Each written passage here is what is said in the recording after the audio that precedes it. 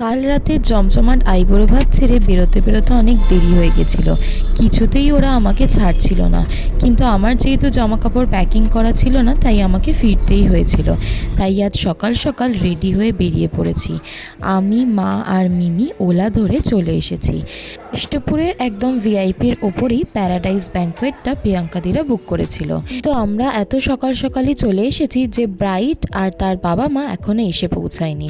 কিন্তু বাকি আমার মামা দাদু, মামি দিদা আর তার ছেলে আর বউ মানে মুন্নাদা আর প্রিয়া বৌদি চলে এসেছিল। আর ব্যাঙ্কোয়েট ফাঁকা পেয়ে আমরা কিছু ফটোশ্যুট করে নিই। তারপর সকাল সকাল বিয়েবাড়ির জলখাবার আমাদেরকে সার্ভ করে দেওয়া হয়।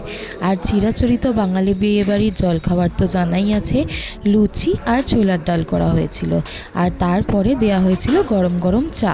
যেহেতু আজ সকাল সকাল উঠে পড়েছিলাম আর রেডি হয়ে এত দূর চলেও এসেছি, খিদেও পেয়ে গেছিলো জোর।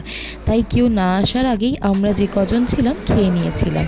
আর তারপর তোমাদের সাথে শেয়ার করে নিচ্ছি আমার এই লুকটা। কিন্তু হঠাৎই চোখ যাওয়াতে দেখি ব্রাইড এসে হাজির। আর সে সোজাই চলে এসেছিল ঠাকুরমশাইয়ের ওই দিকে, কারণ প্রায় ঘড়িতে 11টা মতো বাজে।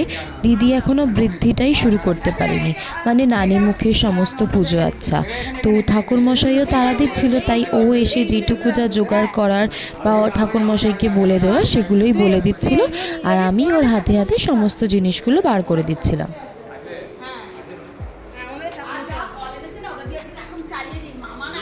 আর এদিকে বিয়েবাড়ি মানে যা হয়, যাদেরকে প্রায় বছর খানেক আগে দেখেছি তাদের সাথে আবার দেখা হয়ে যায়। এই যে মামা দাদুকে দেখছো, যে আমার মায়ের সাথে কথা বলছেন, উনি ছোট থেকেই আমার মামার বাড়িতে থেকেছেন। ওনার নাম পলাশ দাদু। আজকে প্রায় 10-15 বছর বাদে দেখা হলো। আর তিনি প্রায় এতদিন বাদে এসে আমি আমার ভাই যে এত বড় হয়ে গেছি দেখে বিশ্বাসই করে উঠতে পারছিলেন না।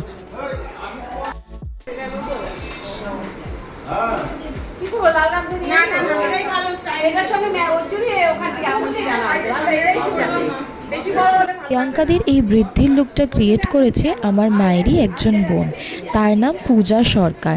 আমার এই ব্লগে তাকে তোমরা দেখতে পাবে। শুধু প্রিয়াঙ্কাদের এই বৃদ্ধির লুকটা নয়, আমাদের সকলকে কিন্তু একার দায়িত্বে ও বিয়ের দিনকে খুব সুন্দরভাবে সাজিয়ে তুলেছিল।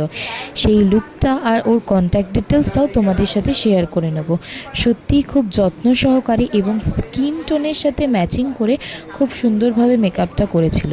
তোমরা যদি কেউ ওর সাথে যোগাযোগ করতে চাও আমাকে কমেন্টে জানিও, আমি অবশ্যই করে ওর নাম্বারটা শেয়ার করে দেবো। আস্তে আস্তে বিয়েবাড়ি ভর্তি হতে শুরু করে। প্রিয়াঙ্কাদির আর সমস্ত রিলেটিভ, যেমনি প্রিয়াঙ্কাদির মাসিরা প্লাস ফ্ল্যাটে সব জেঠিমা, জেঠু, দাদা, বৌদিরা সবাই চলে আসে এবং বৃদ্ধি পুজোর জন্য ও বসে যায়।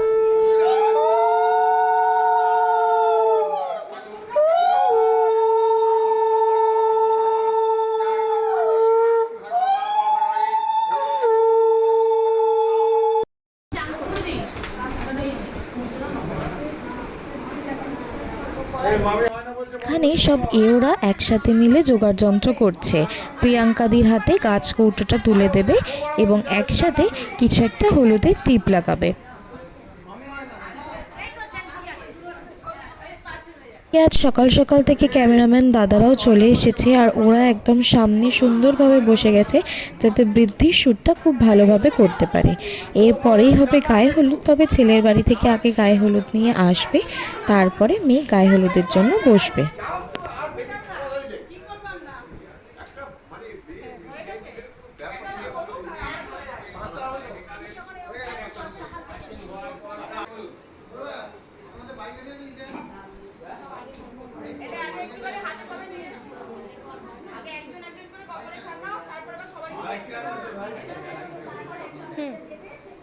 এইদিকে বৃদ্ধির রিচুয়ালসটা তো চলছিলই, কিন্তু এক একজনের বাড়িতে এক এক রকমের নিয়ম হয়। তাই জন্য এখানে যারা বসেছিল প্রিয়াঙ্কাদির বাড়ির লোকজন, তারা গাইড করে দিচ্ছিল যে কিভাবে কি করতে হবে।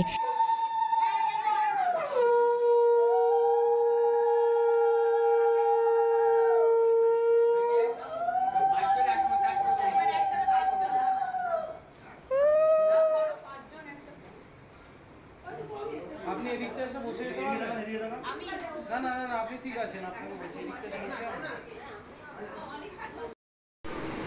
এরপর ধীরে ধীরে আরও গেস্টরা আসতে শুরু করে এবং তাদেরকে ঝটপট জলখাবার সেরে নেওয়ার কথা বলতে হয়, কারণ এরপর তো জলখাবারের পাট শুকিয়ে লাঞ্চের পাট দেবে ওরা। আর এখানে ব্রাইড বৃদ্ধি পুজো থেকে একটুখানি ছুটি পেয়ে চলে এসেছে ফটোশ্যুট করে নেওয়ার জন্য। আর এখন আমাদের ব্রাইডের বাবা, মানে প্রিয়াঙ্কাদের বাবা, যাকে আমি জয়লা বলে ডাকি, উনি বসেছেন যে বৃদ্ধির কিছু রিচুয়ালস করার জন্য। তারপর আমরা চলে এসে বিভিন্ন রকম পোজে বিভিন্নভাবে এর সাথে তার সাথে, তারপরে সিঙ্গেল নানা রকমের ছবি তুলে নেওয়ার জন্য।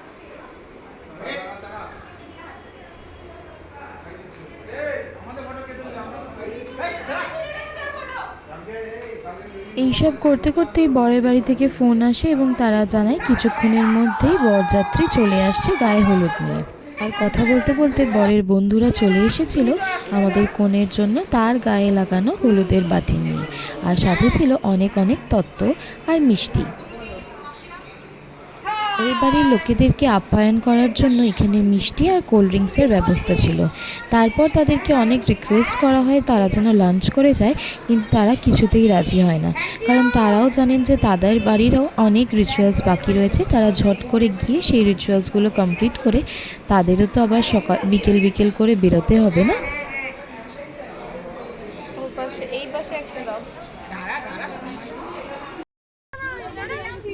এর বাড়ির থেকে গায়ে হলুদের তত্ত্ব পাওয়ার পরপরই আমরা প্রিয়াঙ্কাদিকে রেডি করিয়ে দিই, আর তারপর যেখানে আমাদের গায়ে হলুদের অ্যারেঞ্জমেন্ট করা হয়েছিল মানে ব্যাঙ্কোয়েটের ছাদে, সেখানে চলে আসি, কারণ বেলা অনেক বেশি হয়ে যাচ্ছিল। আর এরপর প্রিয়াঙ্কাদিকে সাজানোর জন্য পার্লার থেকে অনেক লোক চলে আসবে, তো সব মিলিয়ে একটা হ্যাপাজার্ড সিচুয়েশন হবে। তাই জন্য আমরা ঝট করে প্রিয়াঙ্কাদিকে গায়ে হলুদের জন্য বসিয়ে দিই। আর ছাদে এতটাই রোদ ছিল যে আমরা সবাই সানগ্লাস পরে নিই এবং তারপর আমরা এদিকে ভীষণভাবে এনজয় করছিলাম।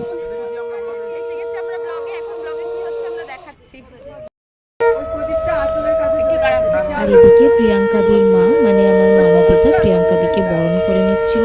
আর এরপর সমস্ত এওরা মিলে একসাথে প্রিয়াঙ্কাদির গায়ে হলুদ লাগানো হবে।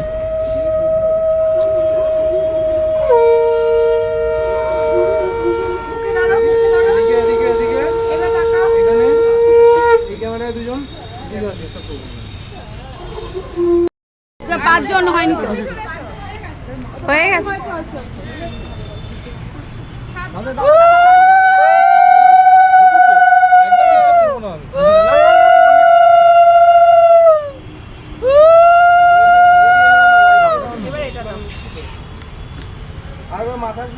তোমাদের মেন ছবি।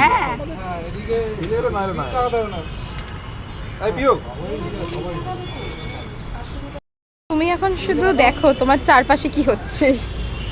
সুতো দিয়ে তোমাকে এই যে বাঁধছে, বিখ্যাত কিছু রিচুয়ালস যেখানে ব্রাইডকে সুতোর একদিক দিয়ে বেরোতে হবে আর অন্য পাশ দিয়ে ঢুকতে হবে। তোমার মাথায় ওর মাথা থেকে ওর মাথা দুজনেই ধরতে হবে। ওর মাথায়ও পারবে না, ওর মাথায় রাখবে না, ওই তোরম ধরুন না, ছোঁয়া লাগলেই হবে।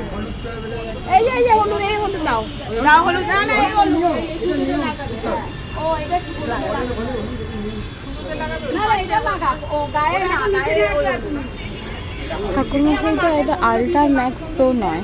মামি কেটে, এটা না, এটা না মামি, এটা না, মামি কেটে দাও। হ্যাঁ হ্যালো,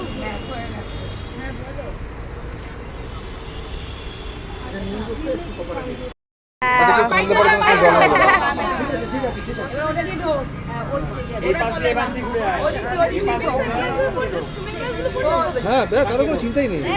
আবার এই দিক দিয়ে ঢুকবে না, আবার ওর নিচে নামো।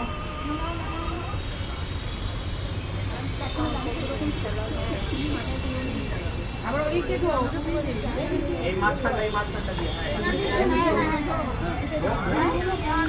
ওটা উপরে তোলো, উপরে তোলো, ও ঢুকবে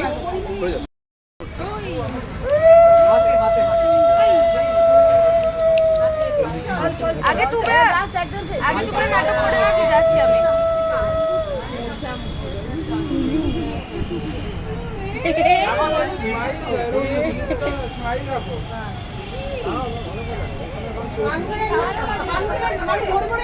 এবার প্রিয়াঙ্কাদিকে স্নান করানো হবে। সকালবেলা গঙ্গা থেকে সহজে জলটা নিয়ে আসা হয়েছিল, সেই জল দিয়েই প্রিয়াঙ্কাদিকে স্নান করা হবে। তারপর প্রিয়াঙ্কাদি ভালো করে আরেকবার স্নান করে বসে যাবে বিয়ের জন্য রেডি হতে। ওর পার্লার থেকে অলরেডি লোক চলে এসেছে।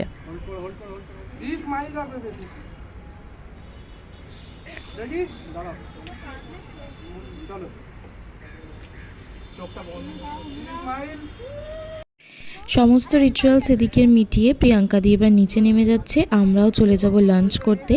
দেন আমাদেরও একজন দিদি আসবেন যিনি চুলটা বেঁধে দেবেন। আর আমার যিনি মাসি রয়েছে, মানে মায়ের বোন পূজা সরকার, যার কথা তোমাদেরকে বললাম, ও আমাদের বাকি মেকআপটা কমপ্লিট করে দেবে। সন্ধেবেলা আমাদের সবাইকে কেমন লাগছে বা আমাদের ব্রাইডকেই বা কেমনভাবে সাজিয়ে গেল, এই সব কিছু জানার জন্য, আর তার সাথে বিয়েটা কেমনভাবে মিটলো আর আমরা কীভাবে হইচই করলাম, সব কিছু জানার জন্য আমার পরের ব্লগে চোখ রাখতে হবে। এখন এখানেই শেষ করলাম, কারণ আমাকেও এবার ঝটপট রেডি হতে হবে, নাহলে প্রত্যেকটা বিয়েতে এভাবেই আমি লেট হয়ে যাই। তোমরা কিন্তু অবশ্যই চোখ রেখো এই চ্যানেলে।